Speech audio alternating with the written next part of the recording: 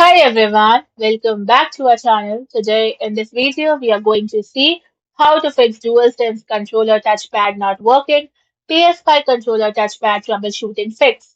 Fix 1. Restart your PS5. First turn off your PS5 completely and unplug the power cable for around 1 minute. Then plug it back in and turn on the console.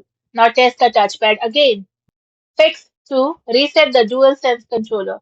Turn off the PS5 and locate the small reset hole on the back of the controller near the L2 button.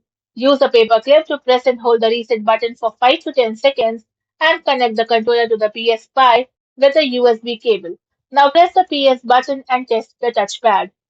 Fix 3. Clean the touchpad. Turn off the controller and use a soft microfiber cloth to clean the touchpad surface.